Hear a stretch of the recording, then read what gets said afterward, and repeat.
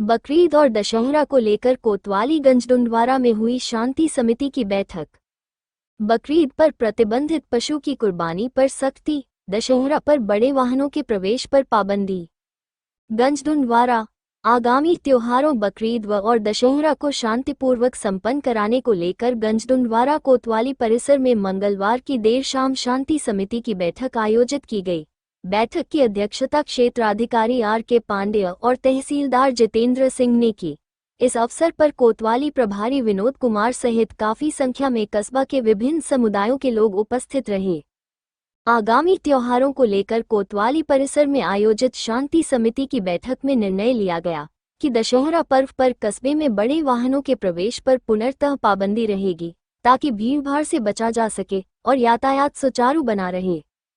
पर्व के चलते जनपद में रूट डायवर्जन के कारण बड़े वाहनों की आवाजाही अधिक हो जाती है, परंतु इस बार बदायूं की तरफ से आने वाले बड़े वाहनों को तरसी मोड़ से वहीं एटा की तरफ से आने वाले बड़े वाहनों को पटियाली की तरफ डाइवर्ट कर दिया जाएगा। बकरीद पर्व के मद्देनजर अधिकारियों ने स्पष्ट किया कि कुर्बानी के दौरान प्रतिबंधित पशुओं का वध न किया जाए। कानून का उल्लंघन करने वालों पर सख्त कार्रवाई की जाएगी। कुर्बानी के बाद अवशेषों को खुले में ना फेंककर गड्ढे में दबाने की बात कही गई। आर.के. पांडेय ने कहा, दोनों पर्व सौहार्द और भाईचारे के प्रतीक हैं। प्रशासन की जिम्मेदारी है कि हर नागरिक को सुरक्षित माहौल मिले।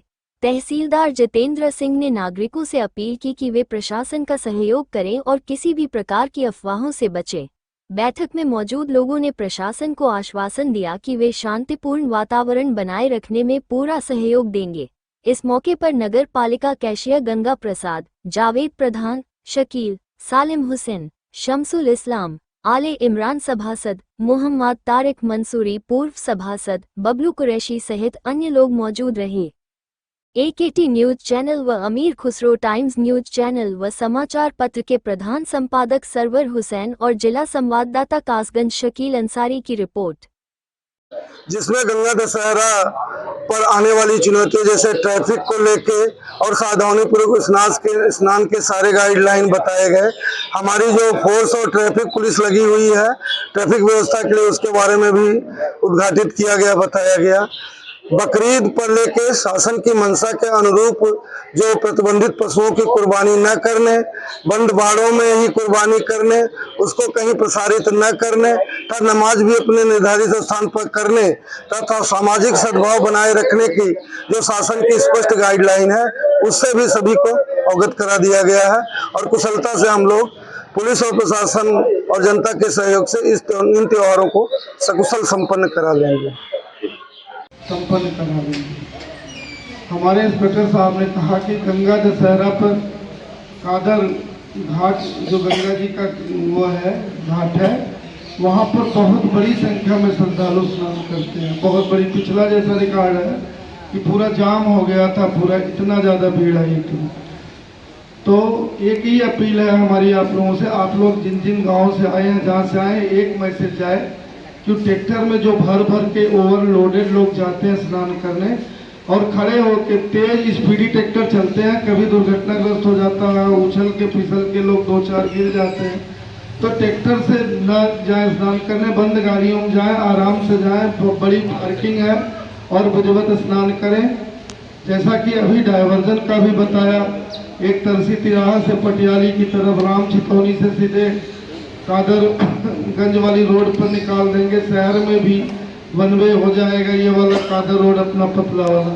यहाँ मेन चुनौती रहती है ट्रैफिक की, लंबा जाम, बड़ी गाड़ियों के घुस जाने के बाद 10-20 मिनट, आधा घंटे जाम होता है। हम कोशिश करेंगे कि वो सारी समस्याएं न निर्धारित स्थानों में, सड़क पर नहीं, कैंपस में ही होता है और वो हम लोग कराएंगे। आप लोग खुद उसके लिए सेंसिटिव है, कर लेंगे। दूसरा, कहीं भी कटान जो कुर्बानी है पशुओं की, जो वो खुले में न किया जाए। ये प्रदर्शन का विषय नहीं है, ये आस्था का विषय है। बाड़े में, पर्दे के पीछे या ऐसे स्थानों पर जो विजुअल न हो, और न तो किसी कुर्बानी का ऑडियो वीडियो कोई प्रसारित किया जाए। सोशल मीडिया, सोशल साइट्स पर भी किसी इस तरीके की चीजें न प्रसारित हो जिससे किसी जनमानस में कोई आक्रोश हो।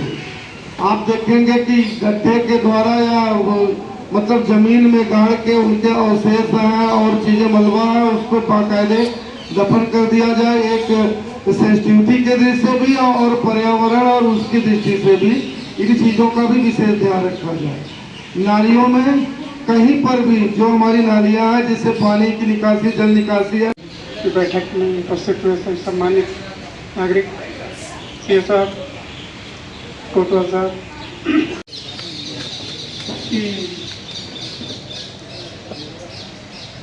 जैसे कि कोतवाल साहब ने बताया कि हमारा जो नमाज होगी